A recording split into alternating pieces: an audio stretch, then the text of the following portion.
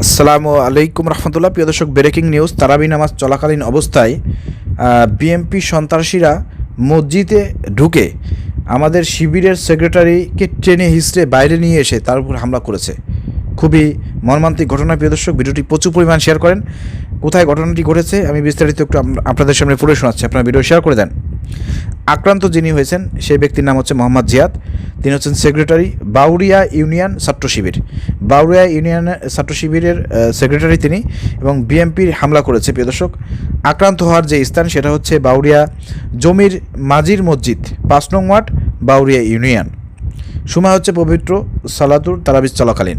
দেখেন, তারাবির নামাজ চলাকালীন তাকে টেনে হিঁচড়ে বাইরে বের করে এনে মারধর করেছে। মানে কি ভয়ঙ্কর বিএমপির আমল চলে এসেছে, একটু চিন্তা করে দেখেন।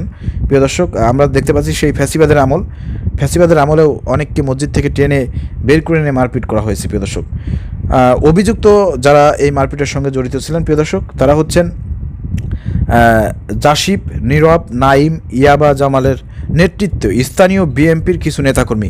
প্রিয় দর্শক, ঘটনার সূত্রপাত একটু বর্ণনা করতেছি। সেটা হচ্ছে আজ রাতে বাউরিয়া 5 নং ওয়ার্ডের মাঝি মসজিদে যখন মুসল্লিরা অত্যন্ত মনোযোগের সাথে তারাবি নামাজ আদায় করছিলেন, তখন এক নজিরবিহীন ও বর্বরচিত ঘটনা ঘটে। বাউরিয়া ইউনিয়ন ছাত্র শিবিরের সেক্রেটারি মোহাম্মদ জিয়াদ ওই মসজিদে নামাজরত ছিলেন। নামাজ চলাকালীন অবস্থায় সন্ত্রাসী জাসিব, নীরব ও নাইম, ইয়াবা জামালের নেতৃত্বে একদল সন্ত্রাসী অতর্কিত মসজিদের ভিতরে প্রবেশ করে। তারা ইবাদতরত অবস্থায় থেকে জিয়াদকে জোরপূর্বক টেনে হিঁচড়ে মসজিদের পবিত্র আঙ্গিনা থেকে বের করে আনেন। রাজনৈতিক প্রতিহিংসা ও মারধর মসজিদ থেকে বের করার পর সন্ত্রাসীরা জিহাদের উপর ঝাঁপিয়ে পড়ে। তাকে উদ্দেশ্য করে তারা বলতে থাকে, তুই কেন ছাত্র শিবির করিস এবং নির্বাচনী প্রচারে কেন দাঁড়িপাল্লার হয়ে কাজ করলি। এই রাজনৈতিক আক্রোশ থেকে তারা তাকে লাঠি ও দেশীয় অস্ত্র দিয়ে হত্যা চেষ্টা করে এলোপাতাড়ি পিটিয়ে রক্তাক্ত ও গুরুতর জখম করে। হামলার পর জিয়াদকে মুমূর্ষু অবস্থায় উদ্ধার করে দ্রুত উপজেলা স্বাস্থ্য কমপ্লেক্সে নিয়ে যাওয়া হয়। বর্তমানে তিনি সেখানে চিকিৎসাধীন রয়েছেন এবং তার শরীরের বিভিন্ন স্থানে গুরুতর জখমের চিহ্ন রয়েছে। একজন মুসল্লিকে নামাজের ভিতর থেকে টেনে বের করে এভাবে মারধরের ঘটনায় স্থানীয় সাধারণ মানুষের মধ্যে তীব্র ক্ষোভ ও আতঙ্কের সৃষ্টি হয়েছে।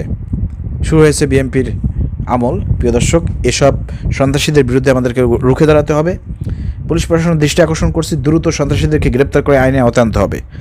এবং জামাত ইসলামের নেতাকর্মীদেরকে বলতে চাই, শিবিরের নেতাকর্মীদেরকে বলতে চাই, আপনারা সবাই ঐক্যবদ্ধ হন এবং এসব সন্ত্রাসীদের বিরুদ্ধেও আপনারা পুলিশ প্রশাসনের সহযোগিতা নিয়ে এদের বিরুদ্ধে ব্যবস্থা গ্রহণ করেন। সারা বাংলাদেশে কিন্তু এই ধরনের ঘটনা ঘটবে। আগামীতে শিবির নিধনের পরিকল্পনাও কিন্তু তাদের আছে। অতএব এসব বিষয়ে সজাগ দৃষ্টি রাখতে হবে। দেশের জনগণকে বলতে চাই, আপনারা তো ভুল করেছেন, ভুল মানুষদেরকে ক্ষমতা এনেছেন। এখন আপনারা দেখতে পাবেন, টের পাবেন নির্যাতন, জুলুম কাকে বলে, কত প্রকার কী। ঠিক আছে, এটা আস্তে আস্তে সবার মধ্যে আসবে, সবার মাঝেই সবাই কিন্তু সমস্যার সম্মুখীন হবেন। ঠিক আছে, এই জন্য বলবো সবাই ঐক্যবদ্ধ হন। এই বিএমপি যাতে জালেম হয়ে উঠতে না পারে সেদিকে আমাদেরকে খেয়াল রাখতে হবে। আমরা এই ঘটনার তীব্র নিন্দা এবং প্রতিবাদ জানাচ্ছি এবং এসব সন্ত্রাসীদেরকে দ্রুত আইনের আওতায় এনে দৃষ্টান্তমূলক শাস্তির জন্য দাবি জানাচ্ছি। প্রিয় দর্শক, ভিডিও শেয়ার করে সবাইকে দেখার সুযোগ করে দেন।